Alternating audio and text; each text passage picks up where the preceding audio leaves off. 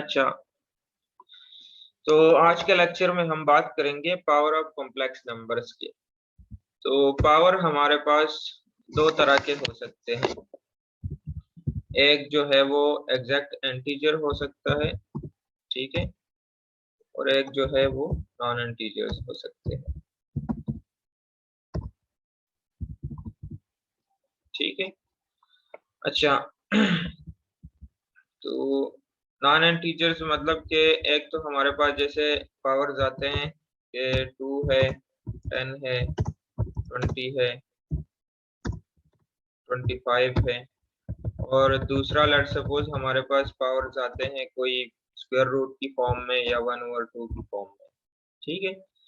तो ये दो तरीके हम डिस्कस करेंगे कि कॉम्प्लेक्स नंबर्स जो है अगर उसके पावर्स हमारे पास आते हैं क्वेश्चन में तो उसको हम किस तरह से डील करेंगे।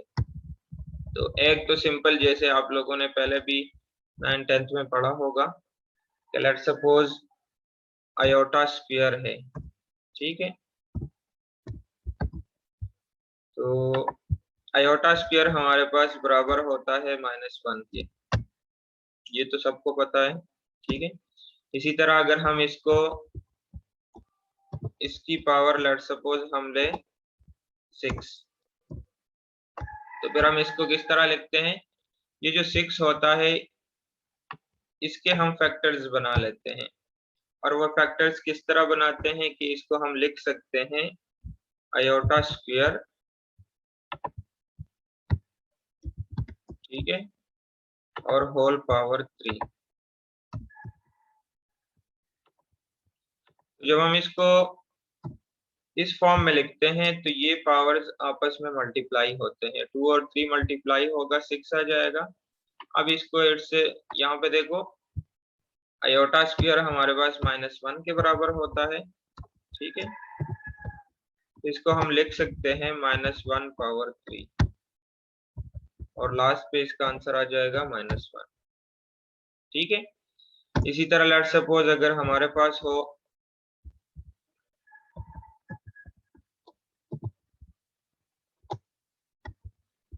लेट सपोज हम लिखते हैं आयोटा पावर 13।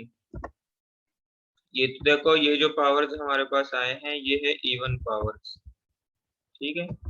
अगर लेट सपोज कोई और जो है वो नंबर आ जाए पावर में तो फिर उसको किस तरह लिखेंगे। तो इस 13 को हम लिख सकते हैं, इसको हम ऐसे लिख सकते हैं कि आयोटा पावर 12 और मल्टीप्लाई बाई आयोटा, ठीक है।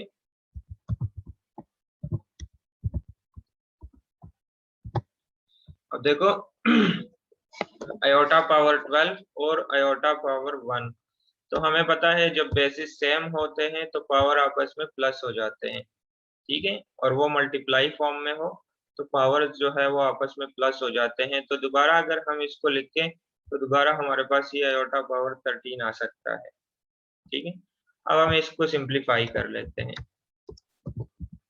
इसको सिंप्लीफाई करेंगे तो इसको हम लिख सकते हैं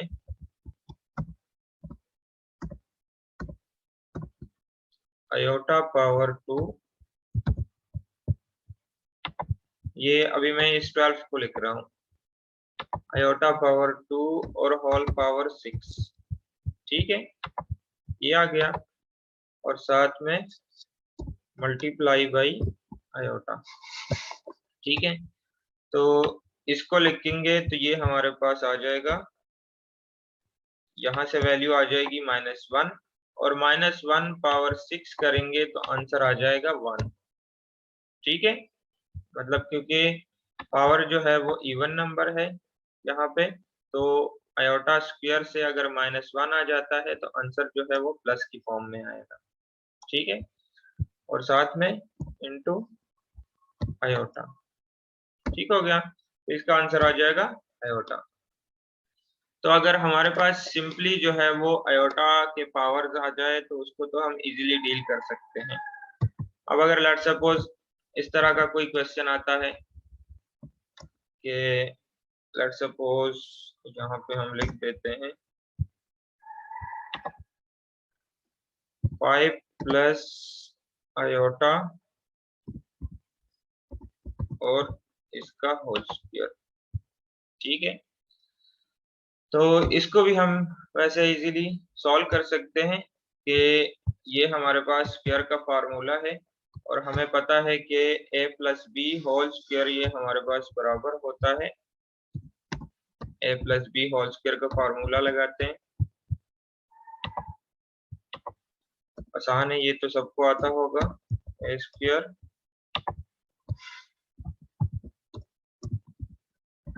प्लस बी स्क्वायर और प्लस 2ab। ठीक है, तो इसके मुताबिक अगर हम इसको एक्सपेंड करें तो क्या आ जाएगा,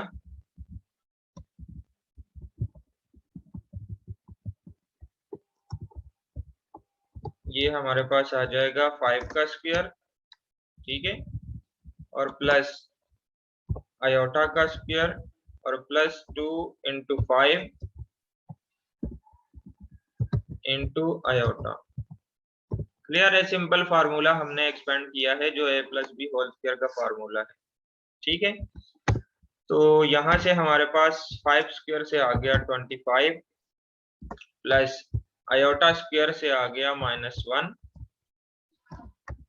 ठीक है, क्योंकि आयोटा स्क्वायर जो है वो -1 के बराबर है और प्लस 10 आयोटा। ठीक है, 25 को मल्टीप्लाई किया 10 आ गया और साथ में आयोटा लगाया तो 10 आयोटा। ठीक है, तो इसको हम लिख सकते हैं कि ये 25 -1 करेंगे तो 24 आ जाएगा और प्लस 10 आयोटा। ठीक है, तो यहाँ तक तो बात क्लियर है कि लेट्स सपोज आपके पास कोई आयोटा पावर हो, वो चाहे इवन नंबर हो चाहे ऑड नंबर हो, उसको हम सिंप्लीफाई कर सकते हैं। इसी तरह कोई कॉम्प्लेक्स नंबर्स जो है वो स्क्वायर की फॉर्म में आ जाए, होल स्क्वायर की फॉर्म में, जिस तरह का ये वाला क्वेश्चन है, तो उसको भी हम इजीली जो है वो सॉल्व कर सकते हैं। लेकिन फर्ज करें कि हमारे पास इस तरह का कोई क्वेश्चन बने,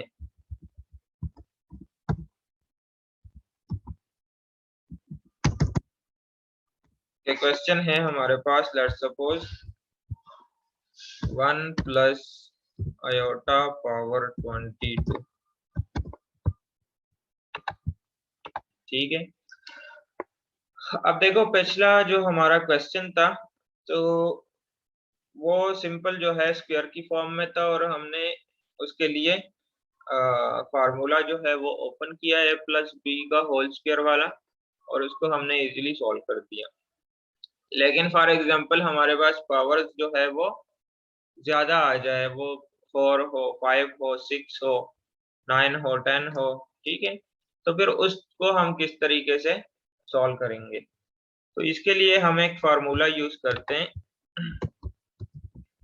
यानी कि अगर हमारे पास इस तरह के कोई क्वेश्चन आते हैं जिसकी पावर जो है वो इंतहाई लार्ज हो, तो उसके लिए हम एक फार्मूला यूज करते हैं जिसको हम कहते हैं D Morse formula.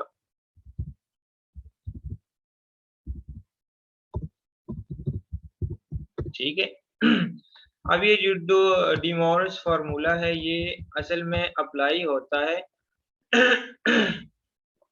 Complex numbers के जो पोलर फॉर्म है उसके ऊपर अप्लाई होता है। ठीक है, तो जो पिछले हमारे लेक्चर्स हुए हैं पोलर फॉर्म के, तो सबसे पहले आपको पोलर फॉर्म का भी पता होना चाहिए कि कॉम्प्लेक्स नंबर्स का पोलर फॉर्म जो है वो किस तरीके से हम बनाते हैं। ठीक है, अच्छा एक मिनट जरा वेट करो।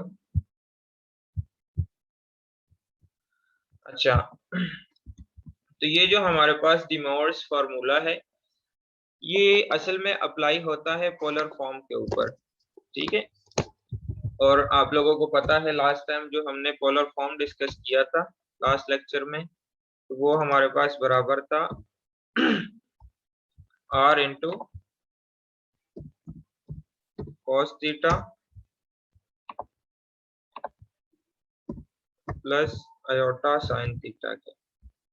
ठीक है, अगर किसी स्टूडेंट ने लास्ट लेक्चर नहीं लिया तो पिछले जो आपके पास नोट्स पड़े हैं वो फिर आप उसमें देख सकते हो।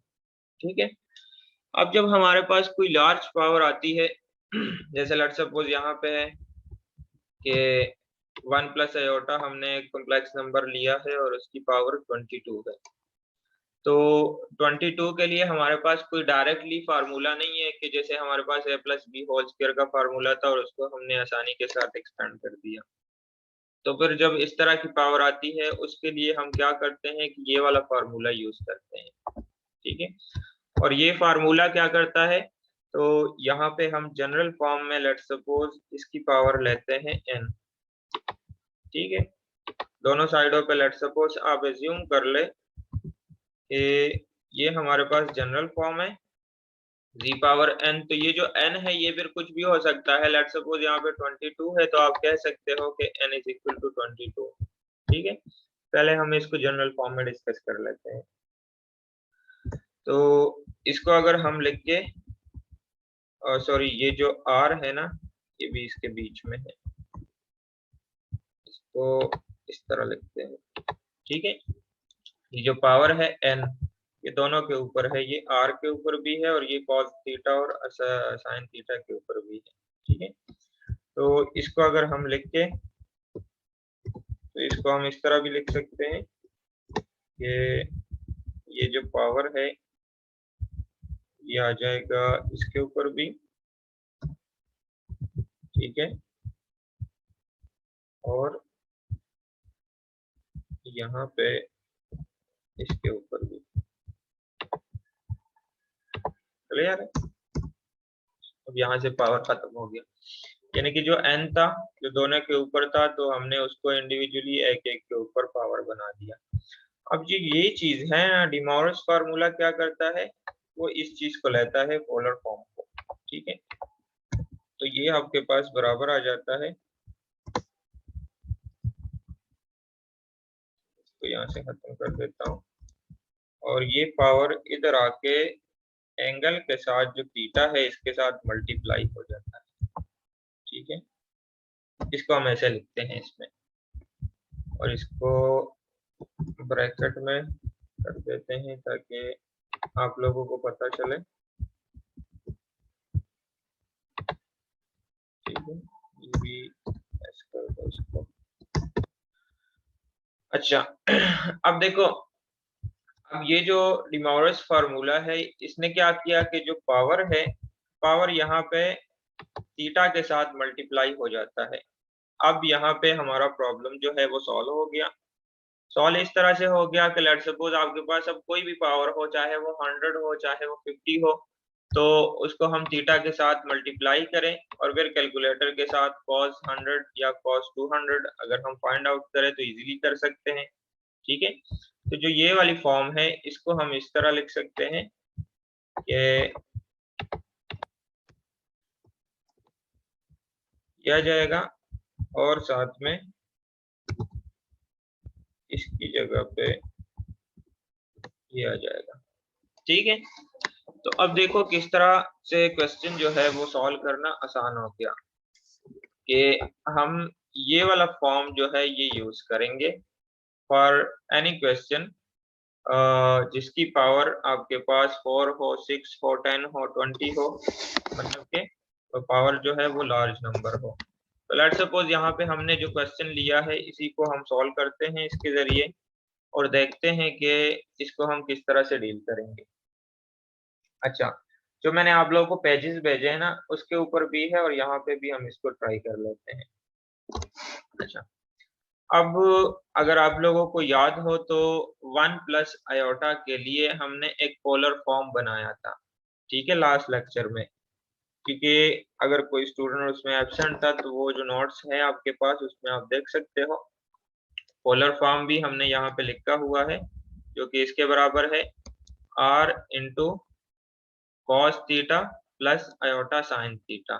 तो सबसे पहले हमने इसके लिए r कैलकुलेट करना है और r हमारे पास बराबर होता है किसके, ये बराबर होता है X square plus Y square. ठीक है, ये वैसे लास्ट लेक्चर में हमने किया भी था लेकिन खैर बहरहाल इसको थोड़ा सा रिवाइज कर लेते हैं। ठीक है। अब इसके अंदर x क्या है और y क्या है, ये देखो, ये हमारे पास x की वैल्यू है और y भी 1 है, यहाँ पे भी हमारे पास 1 है। ठीक है, तो इसकी वैल्यू हमारे पास आ जाएगी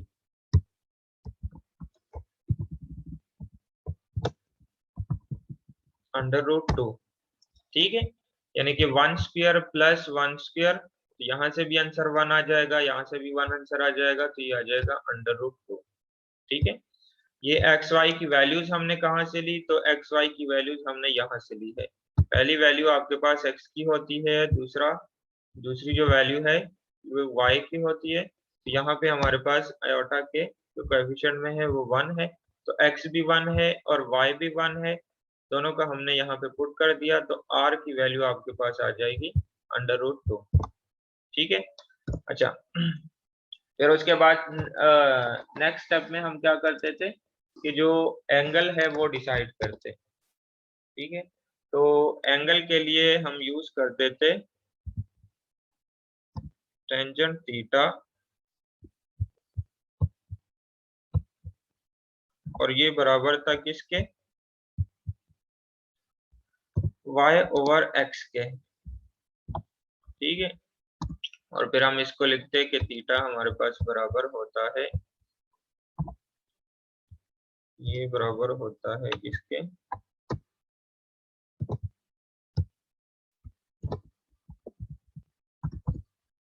टेंजेंट इनवर्स y/x। ठीक हो गया। अब यहाँ पे हम लेट सपोज y और x की वैल्यूज पुट कर देते हैं, तो y भी आपके पास 1 के बराबर है और x भी 1 के बराबर है। तो इसको जब आप कैलकुलेटर से चेक करोगे तो ये आपको आंसर देगा 45। ठीक है, और 45 को हमने लिखा था क्या इसको लिखा था 5/4 लिखा था।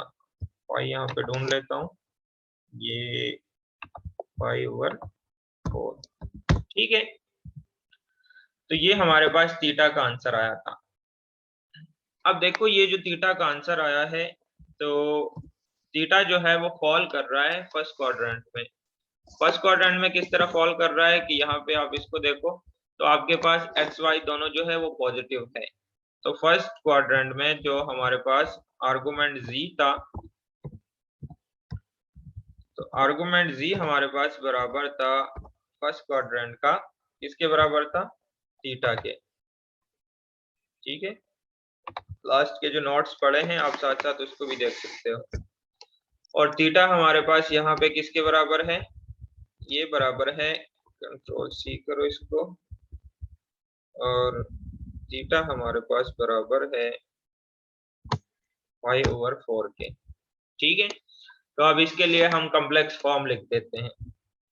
कॉम्प्लेक्स फॉर्म इसके लिए किस तरह लिखेंगे, 1 प्लस आयोटा के लिए 1 प्लस आयोटा।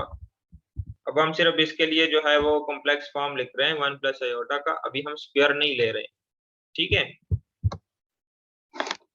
अच्छा, तो इसका जब हम कॉम्प्लेक्स फॉर्म लिखेंगे तो ये हमारे पास बराबर आ जाएगा √2 इंटू कॉस थीटा, और थीटा हमारे पास किसके बराबर है, वो बराबर है 5/4 के, प्लस आयोटा साइन 5/4।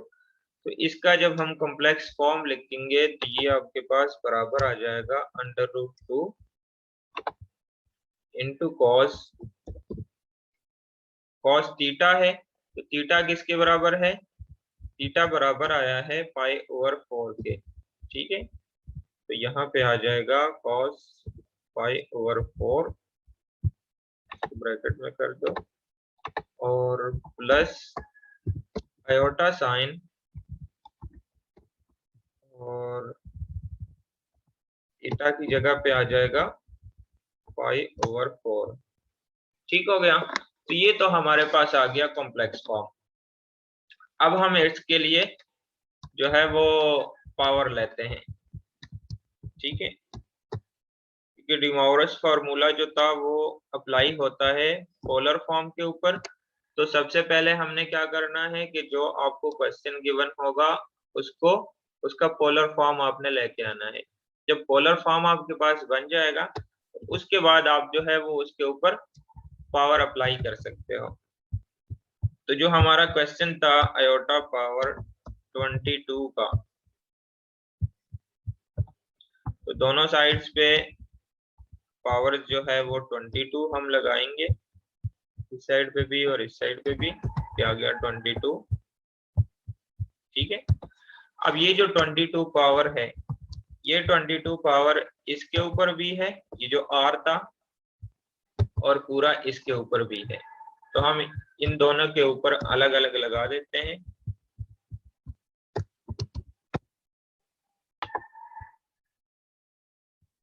अच्छा, तो हम थे इस स्टेप पे कि अब हम जो है इसकी पावर ले लेते हैं। तो ये जो पावर है, पावर हमारे पास इसके ऊपर भी आएगा जो आर है। तो सबसे पहले आर की अपनी पावर लिखते हैं जो स्क्वायर रूट में था, और स्क्वायर रूट की पावर आपके पास बराबर होती है 1/2 के, और फिर उसके बाद दूसरी पावर 22। ठीक है, और इसके ऊपर भी पावर आ जाएगी। दोनों के ऊपर जो है वो हमने अलग अलग पावर लिख दिया, और पावर क्या था वो 22 था। ठीक है, तो अब देखो जो फार्मूला हमने डिस्कस किया अभी पिछला, तो उसके मुताबिक क्या होता है कि ये जो पावर है, ये पावर इधर आके 5/4 के साथ मल्टीप्लाई हो जाता है। ठीक है, तो नेक्स्ट स्टेप में हम इसको किस तरह लिखेंगे,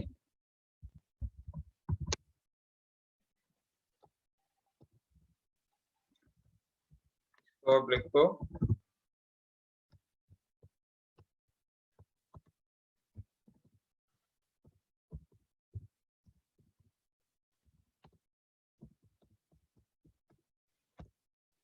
ये हमारे पास आ जाएगा, ये जो पावर है यहाँ से हम इसको खत्म कर देंगे,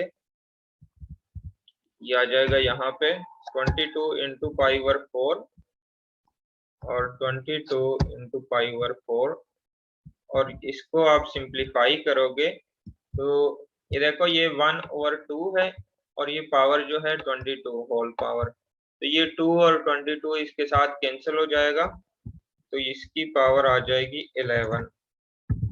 ठीक है, तो ये हमारे पास फॉर्म बनी है इसके लिए। अब इसको आप कैलकुलेटर के साथ इजीली फाइंड आउट कर सकते हो कि इसकी वैल्यू आपके पास आ जाएगी 2/11।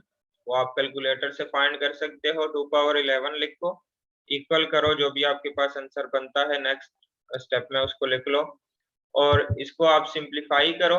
बेशक 5/4 की जगह पे उसी तरह 45 लिखो दोबारा, 45 को 22 के साथ मल्टीप्लाई करो, कोई भी आपके पास एक वैल्यू आ जाएगी, तो कैलकुलेटर से आप कॉस वो वैल्यूज निकालो, आपके पास कोई ना कोई आंसर आ जाएगा, और प्लस आयोटा साइन, और इसके भी आपके पास कोई आंसर आ जाएगा। ठीक है, तो उसको आप नेक्स्ट स्टेप में लिखो, और ये हमारे पास 1 प्लस आयोटा 22 के लिए आपका आंसर बन जाएगा। ठीक है, तो ये था कि जब आपके पास कोई let suppose complex numbers given है, और पावर जो है वो एक लार्ज पावर है, ठीक है, कोई एक हाई नंबर है, तो उसको आप किस तरीके से सॉल्व करोगे।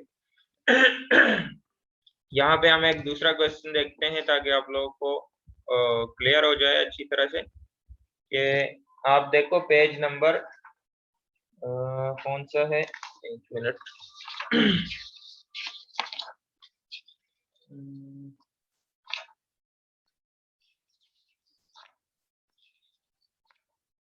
अभी हम उसको डिस्कस कर रहे हैं कि जो पावर जो है वो एक एग्जैक्ट इंटीजर है। अभी हम फ्रैक्शन वाले उसकी साइड पे नहीं गए। तो दूसरा क्वेश्चन आप देखो, पेज नंबर है 15 के ऊपर। पेज नंबर 15 के ऊपर अगर आप देखो तो वहां पे हमने एक दूसरा क्वेश्चन सॉल्व किया है जो कि है 2 + 3 आयोटा, और पावर यहाँ पे हमने ली है 12। ठीक है, अच्छा,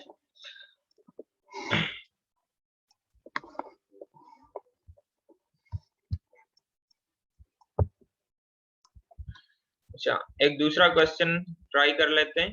क्वेश्चन है 2 + 3 आयोटा और पावर 12। ठीक है, तो हम क्या करेंगे कि आप लोगों को मैंने बताया कि ये जो फार्मूला है ये अप्लाई होता है पोलर फॉर्म के ऊपर। तो सबसे पहले हम क्या करेंगे कि ये जो आपके पास 2 + 3 आयोटा है इसका पोलर फॉर्म जो है वो बनाएंगे। ठीक है, और पोलर फॉर्म हमारे पास बराबर होता है किसके, यहाँ पे खैर दोबारा लिख देते हैं। z का जो पोलर फॉर्म होता है ये बराबर होता है r into cos theta plus iota sin theta. ठीक है, तो अच्छा, अब यहाँ पे सबसे पहले हमने r को कैलकुलेट करना है, और r कहाँ से कैलकुलेट होता है, उसमें आपके पास दो वैल्यूज आती है। जैसे यहाँ पे आप देख रहे हो कि r का फार्मूला है x² + y²। तो इस क्वेश्चन में अगर आप देखो तो x हमारे पास 2 है और y जो है वो 3 है। ठीक है, तो इसमें हम वैल्यूज पुट कर देते हैं। ये आ जाएगा 2 का स्क्वायर और ये आ जाएगा 3 का स्क्वायर। ये आपके पास आ जाएगा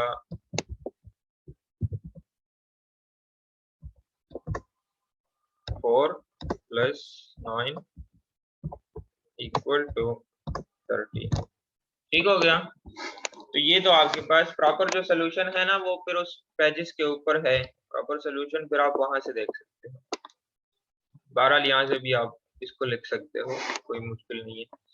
अच्छा, तो r जो है हमारे पास इसके लिए निकल आया 13। अब हम आते हैं इसकी तरफ। ठीक है, तो सबसे पहले हम क्या करते हैं कि जो थीटा है उसको डिसाइड करते हैं।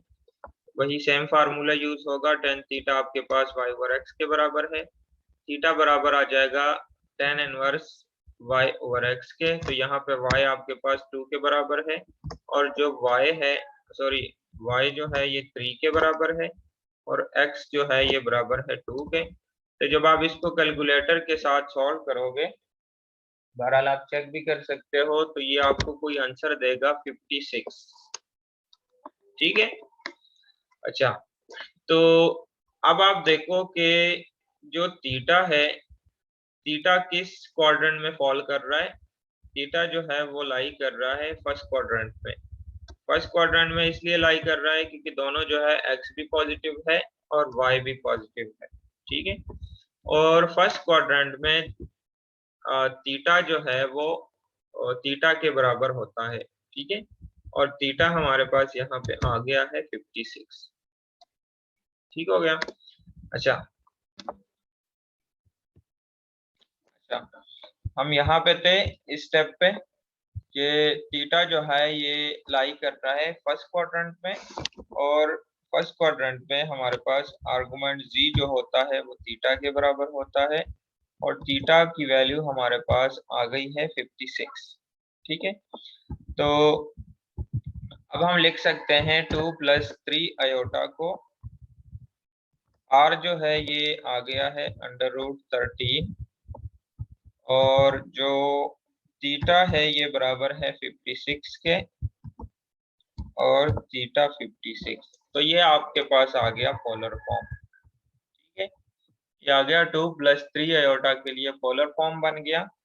अब हम नेक्स्ट स्टेप में क्या करेंगे कि जो हमारे पास इसकी पावर गिवन है 2 + 3 आयोटा की, वो लगा लेते हैं। तो ये बराबर है 2 + 3 आयोटा, और पावर क्या है, पावर है 12। ठीक है, इसी तरह यहाँ पे भी इसको चेंज कर देते हैं 13, और थीटा हमारे पास 56 था, यहाँ पे भी 56, और होल पावर 12। ठीक है, तो नेक्स्ट स्टेप में हम इसको किस तरह लिखेंगे कि 13 पावर 1/2। ये देखो स्क्वायर रूट की वैल्यू क्या होती है, वो 1/2 होती है। ठीक है, तो जो 12 है उसको अलग अलग r के ऊपर भी लगाएंगे और इसके ऊपर भी लगाएंगे, ये जो होल पावर है। तो इसके ऊपर हमने अलग अलग लगा दिया, तो ये आपके पास इसके बराबर आया। ठीक है, वही सेम क्वेश्चन है, बस सिर्फ जो है आपने क्या करना है कि जो क्वेश्चन गिवन होगा उसके लिए सिर्फ आपने पोलर फॉर्म बना देना है, बाकी के स्टेप्स इजी है। अच्छा तो अब आप लोगों ने फार्मूला यूज करना है। फार्मूला जब हमने यूज किया तो ये जो आपके पास था 13 पावर 12, 13 पावर होल 12 था और 1/2 भी है, तो ये 2 12 के साथ इसकी कटिंग हो सकती है, तो ये आपके पास वैल्यू आ जाएगी इसके लिए 13 पावर, जब इसकी कटिंग करेंगे तो ये आपके पास 13 पावर 6, ठीक है, और पावर जो है वो थीटा के साथ मल्टीप्लाई हो जाएगी डिमॉरिस फार्मूला के तहत, ठीक है, 12 into 56।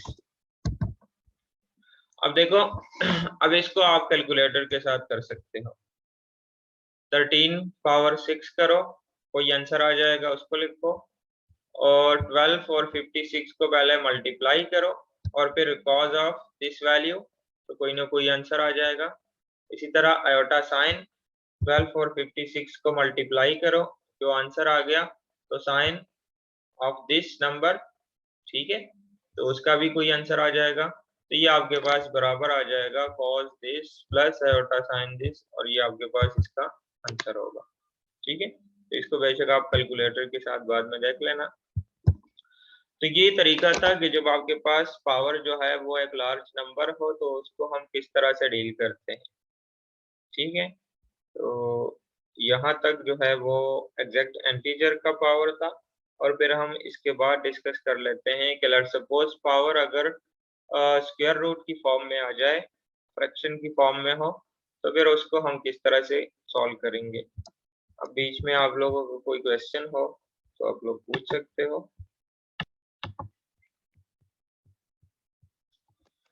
अच्छा अब हम डिस्कस करते हैं कि जो पावर लेट सपोज अगर हमारे पास स्क्वायर रूट की फॉर्म में हो तो फिर हम उस तरह के क्वेश्चंस को किस तरीके से सॉल्व करेंगे। तो आप लोग देख सकते हो इसको पेज नंबर 13 के एंड से जो है ये लेक्चर स्टार्ट हो रहा है, और पेज नंबर 14 के ऊपर इसकी एग्जांपल है।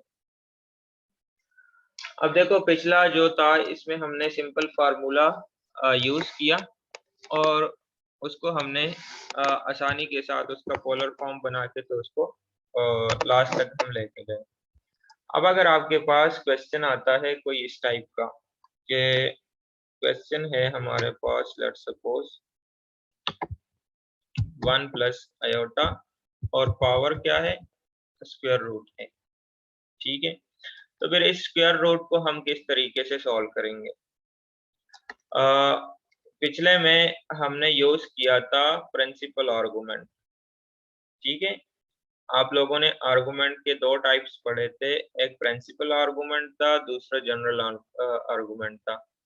तो प्रिंसिपल आर्गुमेंट तो आपके पास उसी से आ जाता है कि first quadrant, second quadrant, third quadrant और फोर्थ क्वाड्रेंट, और जो जनरल आर्गुमेंट था वो लास्ट टाइम अगर आप लोगों को याद हो तो वो बराबर था प्रिंसिपल आर्गुमेंट प्लस -2k के। यहाँ पे मैं लिख देता हूँ, जनरल आर्गुमेंट जो था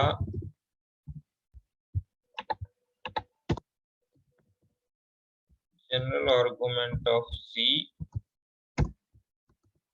ये किसके बराबर था, अगर पिछले नोट्स में आप देखो तो ये बराबर था आपके पास प्रिंसिपल आर्गुमेंट, ठीक है, और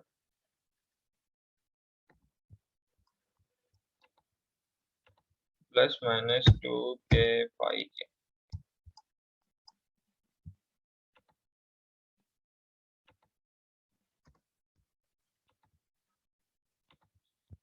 ठीक है। तो जब आपके पास कॉम्प्लेक्स नंबर्स हो और पावर जो है वो स्क्वायर रूट हो तो फिर उसके लिए हम ये यूज करेंगे जनरल आर्गुमेंट। किस तरीके से यूज करेंगे तो इसकी सोल्यूशन हम कर लेते हैं, आपको स्टेप बाय स्टेप इसका अंदाजा हो जाएगा इसको किस तरीके से हल करेंगे। ठीक है। अच्छा, तो यहाँ पे अगर लेट्स सपोज इसके लिए भी सबसे पहले आपने उसी तरह पोलर फॉर्म बना देना है, ठीक है। और फिर जब हम थीटा लगाएंगे आर्गुमेंट z, तो वहां पे फिर आर्गुमेंट z को डिस्कस करने के बाद हम इसके लिए जनरल आर्गुमेंट भी लिखेंगे। हम एज्यूम कर लेते हैं लेट्स सपोज ये आपके पास w के बराबर है, तो ये जो क्वेश्चन गिवन है फॉर एग्जांपल इसको हमने w का नाम दिया, ठीक है। तो इसको सिंप्लीफाई जब हम करेंगे तो इसको हम ऐसे लिखेंगे, इसको हम ऐसे लिख सकते हैं कि दोनों साइड पे अगर हम स्क्वायर लें, ठीक है, तो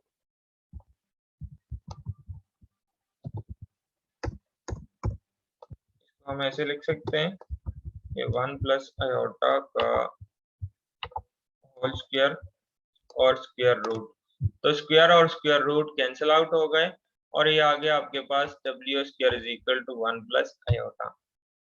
अब यहाँ पे देखो ये है w स्क्वायर, तो इसके ना हमारे पास दो रूट्स आते हैं, ठीक है। जब दो रूट्स आते हैं तो इट मींस दो आंसर्स होते हैं, और वो दो आंसर्स कैसे आते हैं कि ये जो हमने पिछला जनरल आर्गुमेंट डिस्कस किया जिसमें हमारे पास था प्रिंसिपल आर्गुमेंट और प्लस माइनस 2 के पाई, ठीक है। तो जो हमने प्लस माइनस उसमें लिखा है तो जाहिर बात है जब हम उसमें वैल्यूज पुट करेंगे तो एक बार जब आप वैल्यू को प्लस करोगे तो एक आंसर आएगा, और जब आप उसको माइनस करोगे तो एक दूसरा आंसर आ जाएगा, ठीक है। तो इट मीन्स के जब आपके पास कॉम्प्लेक्स नंबर वो स्क्वायर रूट की फॉर्म में हो तो वहां से आपके पास क्या होते हैं कि दो आंसर्स आते हैं, यानी दो रूट्स निकलते हैं। तो सबसे पहले आपने क्या करना है कि ये जो 1 प्लस आयोटा है इसके लिए आपने पोलर फॉर्म बना देना है, d is equal to 1 plus iota, ठीक है। और 1 प्लस आयोटा का हमें पता है पोलर फॉर्म क्या होता है, वो हम सिंपली लिख देते हैं यहाँ पे, बार बार उसको जो है वो डिस्कस करने की जरूरत नहीं है। तो ये आपके पास 1 प्लस आयोटा जो है ये किसके बराबर था, √2, और ये था आपके पास इसके बराबर है cos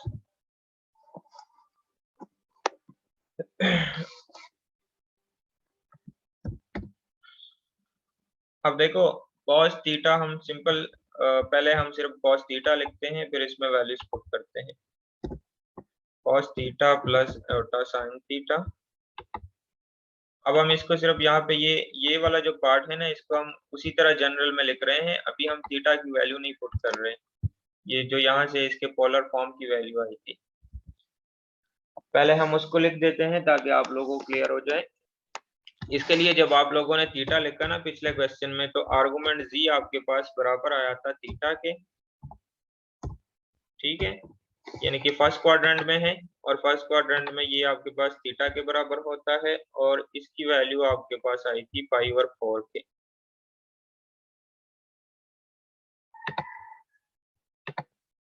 ये आ गया π/4, ठीक है। अब ये तो आपके पास आ गया प्रिंसिपल आर्गुमेंट। अब हमने पिछला अभी बात की कि जब हम रूट्स फाइंड करेंगे, ठीक है, और रूट्स फाइंड करने के लिए जब क्वेश्चन कॉम्प्लेक्स नंबर आपके पास स्क्वायर रूट की फॉर्म में हो तो उसके दो रूट्स निकलते हैं, ठीक है।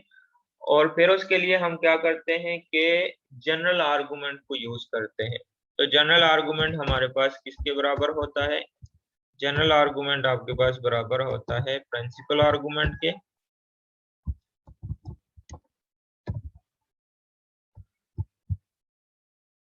और प्लस माइनस 2 के और पाई के, ठीक हो गया।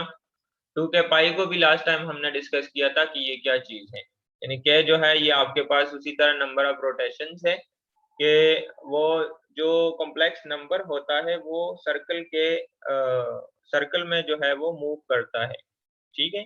तो अगर वो एक बार मूव करे तो k इज इक्वल टू 1 लगाते हैं, सेकंड टाइम मूव करे तो k इज इक्वल टू 2 लगाते हैं, इसी तरीके से हम k इज इक्वल टू 0 1 2 3 उसमें पुट कर सकते हैं। ठीक है, तो अब देखो, अब ये जो आपके पास आर्गुमेंट z है ये किसके बराबर होगा? प्रिंसिपल आर्गुमेंट आपके पास बराबर आया था पाई ओवर 4 के, यहाँ पे प्रिंसिपल आर्गुमेंट की जगह पे आ जाएगा पाई ओवर 4 और 2 के पाई एज इट इज आ जाएगा। ठीक है, तो अब यहाँ पे हम क्या लगाएंगे? थीटा की जगह पे वैल्यू क्या आ जाएगी? पाई ओवर 4 प्लस माइनस 2 के पाई। क्लियर है? इसी तरह यहाँ पे थीटा की जगह पे पाई ओवर 4 प्लस माइनस 2 के पाई। ठीक है, तो ये तो आपके पास आ गया, ये पोलर फॉर्म आपके पास इसके लिए ये बन गया। क्लियर है? अच्छा, अब हम क्या करते हैं कि 1 प्लस आयोटा के ऊपर जो था वो स्क्वायर रूट था, तो नेक्स्ट स्टेप में हम इसकी पावर भी लिख देते हैं।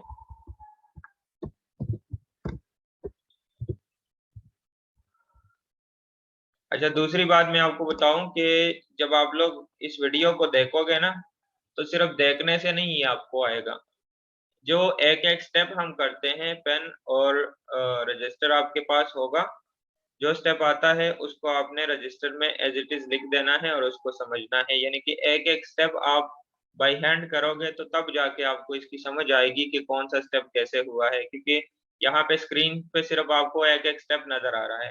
ठीक है, जब आप रजिस्टर पे करोगे तो फिर स्टार्ट से एंड तक आपको पूरा क्वेश्चन नजर आएगा, तो वहां से आपको सही तरीके से उसकी समझ आएगी जब आप उसको खुद बाय हैंड करोगे। यहाँ पे तो हम सिर्फ जो है वो एक एक स्टेप्स कर रहे हैं और एक एक स्टेप्स ही आपको स्क्रीन के ऊपर नजर आता है। क्लियर है? तो तरीका ये है कि साथ साथ आप वीडियो देखो, वीडियो को बीच में स्टॉप करो, वो स्टेप लिखो और फिर आगे जाके फर्दर नेक्स्ट स्टेप पे चले जाओ। अच्छा, अब अगर क्वेश्चन में हम देखें तो आयोटा 1 प्लस आयोटा के ऊपर जो था वो स्क्वायर रूट था, तो दोनों साइडों पे हम इसकी पावर ले लेते हैं और पावर यहाँ पे हम स्क्वायर रूट की बजाय 1/2 लिख देते हैं। ठीक हो गया? अच्छा, अब देखो, ये जो 1/2 है, तो ये 1/2 इस r के ऊपर भी है और इस टोटल के ऊपर भी है। ठीक है, तो हम इस दोनों के ऊपर जो है वो अलग अलग लगा देते हैं। तो नेक्स्ट स्टेप में हम इसको कैसे लिखेंगे? नेक्स्ट स्टेप में हम इसको लिख सकते हैं कि ये जो 2 है, √2 को हम लिख देते हैं 2 पावर 1/4। ठीक है, 1/4 हमने कैसे लिख दिया? तो स्क्वायर रूट की वैल्यू 1/4 है और उस स्क्वायर रूट की वैल्यू 1/2 है और उस 1/2 के साथ ये वाला 1/2 मल्टीप्लाई हो गया, तो 2 पावर आ गया 1/4। ठीक है, उसको मैंने डायरेक्ट लिख दिया। अच्छा, और ये जो 1/2 है ये आ जाएगा यहाँ पे इसके ऊपर भी। ठीक है, यानी कि r के ऊपर अलग पावर और इस पार्ट के ऊपर अपना अलग सा पावर 1/2। अब डिमॉरिस फार्मूले के तहत हमने क्या करना है, ये जो पावर है ये यहाँ पे आके इसके साथ मल्टीप्लाई हो जाएगी। ठीक है, तो जब हम इसको इसके साथ मल्टीप्लाई करेंगे तो इसको नेक्स्ट स्टेप में लिख देते हैं।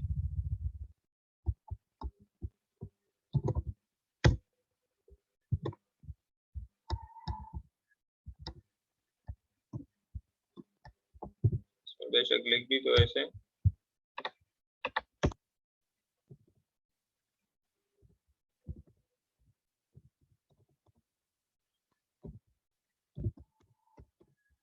तो ये आपके पास ये वाला स्टेप बन जाएगा।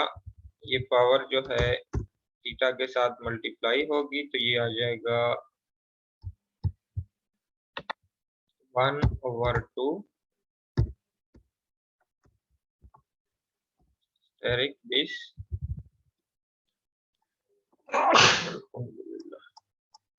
अच्छा, इसी तरह यहाँ पे भी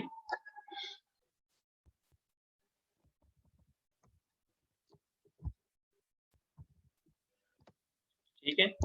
तो जब हम इसको इसके साथ मल्टीप्लाई करेंगे तो ये नेक्स्ट स्टेप में हम इसको ऐसे लिखेंगे,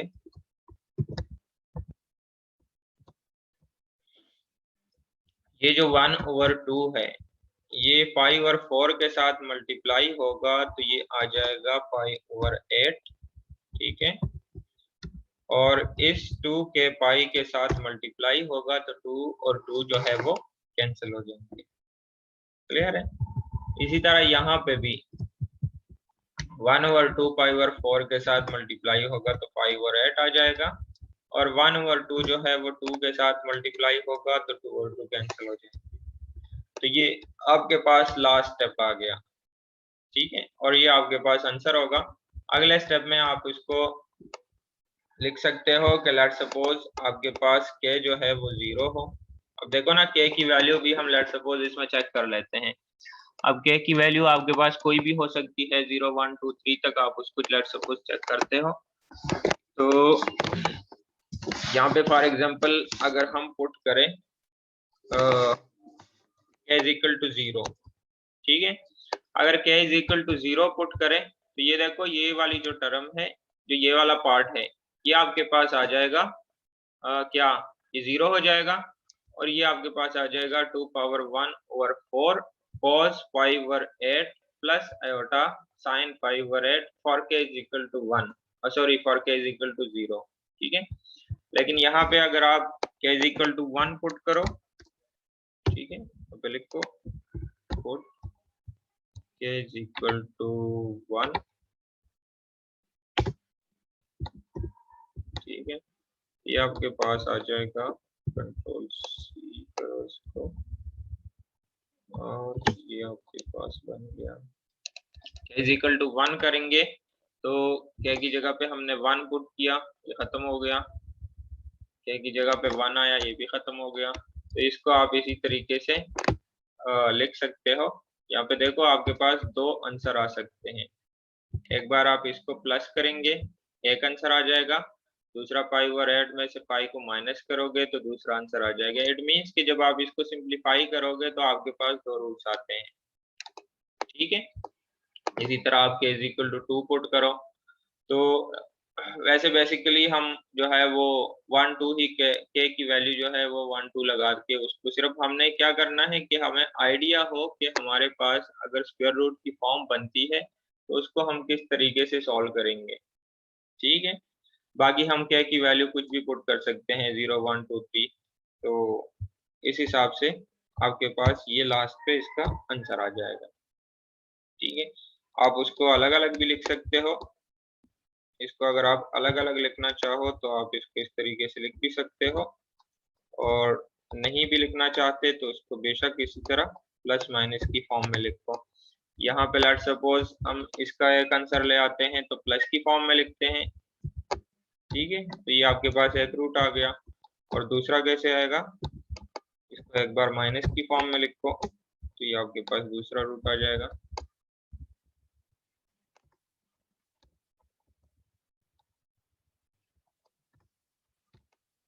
ठीक है। तो ये आपके पास दो आंसर आते हैं इसके, लेकिन बजाय इसके कि हम इसको अलग अलग लिखें, आप इसको उसी तरह ही प्लस माइनस की फॉर्म में लिखा करें, ठीक हो गया।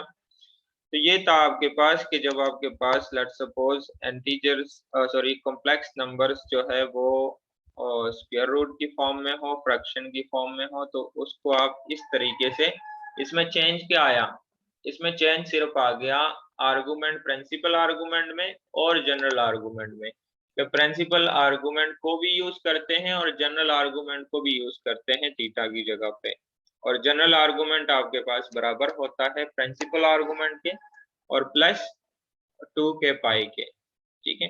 अब यहाँ पे लेट सपोज अगर आप उसमें देखो तो एक दूसरा भी उसमें क्वेश्चन गिवन है कि सेम उसी क्वेश्चन को हमने स्क्वायर रूट की फॉर्म में लेके आए हैं, जो 2 + 3 आयोटा का क्वेश्चन था, ठीक है। तो आप उसमें खुद भी देख सकते हो, पेजेस के ऊपर उसकी सोल्यूशन है, तो आप उसको देखो, उसको समझो, और उसमें कोई प्रॉब्लम हो तो बेशक हम एक दो स्टेप यहाँ पे इसको लिख देते हैं। लेट्स सपोज दूसरा क्वेश्चन है आपके पास, वही सेम हम लेते हैं क्योंकि बार बार हम उसके लिए पोलर फॉर्म बनाने की हमें जरूरत ना पड़े। ठीक है, तो यहाँ पे इसमें अगर आप देखो तो ये आपके पास बराबर था, थीटा जो था ये बराबर था 56 के, अभी जो पिछला ये लास्ट क्वेश्चन किया था। ठीक है, 2+3 आयोटा का, तो उसमें जब हमने उसका पोलर फॉर्म बनाया थीटा हमारे पास 56 आया। तो जनरल आर्गुमेंट आपके पास ये आ जाएगा 5 और 4 की जगह पे 56 आ जाएगा। ठीक है, और ±2 के पाई, तो यहाँ पे आपके पास ये जो 1 प्लस आयोटा है इसको आप 2+3 आयोटा लिखो। ये जो आपके पास r आया था, r उसके लिए आया था √13। ठीक है, तो ये 5 और 4 को आप लिखो इस मीटिंग में। अच्छा ठीक है, ये आ गया 56 और 5 और 4 आपके पास आ गया 56।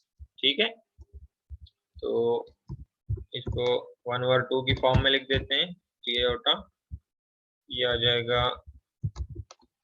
56 और ये भी 56। ठीक है, और पावर जो है वो 1 ओवर 2। तो उसी तरीके से दोनों के ऊपर हमने अलग अलग पावर लिख के, तो ये आ गया 13 पावर 1 ओवर 4, और इसको चेंज करो 56 और ये भी 56।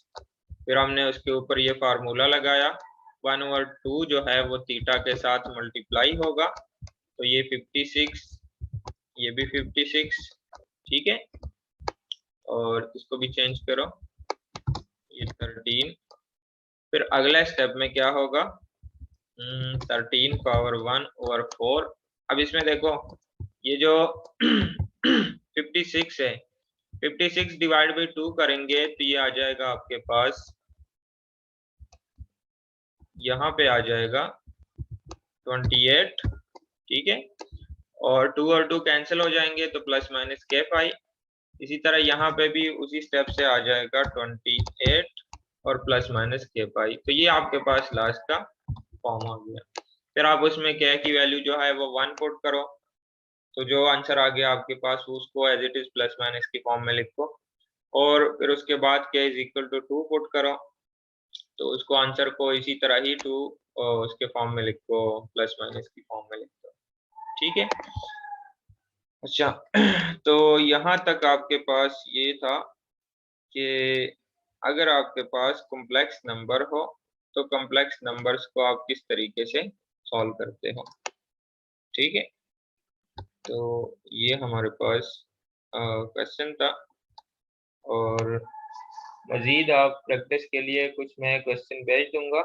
और ये जो कॉम्प्लेक्स नंबर है ना, जिसे हमने क्वेश्चन बनाया 2+3 आयोटा का, तो आप अपनी तरफ से भी इसके लिए खुद भी क्वेश्चन बना सकते हो। जैसे लेट्स सपोज 2+3 आयोटा है, अब इसको 5+7 आयोटा लिखो। ठीक है, तो दूसरा क्वेश्चन बन गया। अब उसको -3 और -5 आयोटा लिखो, तो अगर -3 -5 आयोटा लिखोगे तो थीटा जो है वो फॉल करेगा थर्ड क्वाड्रेंट में। ठीक है, तो उसके हिसाब से जो आर्गुमेंट z होगा उसकी वैल्यू चेंज हो जाएगी, और आपके पास सारे जो है फर्स्ट क्वाड्रेंट के, सेकंड क्वाड्रेंट के, थर्ड क्वाड्रेंट के, फोर्थ क्वाड्रेंट के आर्गुमेंट z की वैल्यूज मौजूद है। ठीक है, सिंपल वही वैल्यूज लगानी है थीटा की जगह पे। क्लियर है? अच्छा, तो एक मिनट,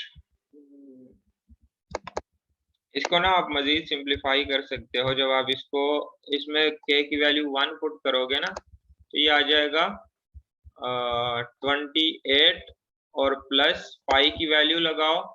ठीक है, 180, तो 28 + 180 करोगे तो उसके लिए आप cos 220 या जो भी उसका आंसर आता है तो उसको आप इजीली लिख सकते हो, तो वो एक आंसर आ जाएगा। फिर 28 में से जब आप 180 माइनस करोगे, वो माइनस में कोई आंसर आएगा, तो उसके लिए जब आप cos की वैल्यू निकालोगे तो जाहिर बात है दूसरा आंसर आ जाएगा। तो इस तरीके से इसके दो रूट्स निकलते हैं, वो फिर आप बाद में इसको ट्राई कर लेना। ठीक है, अच्छा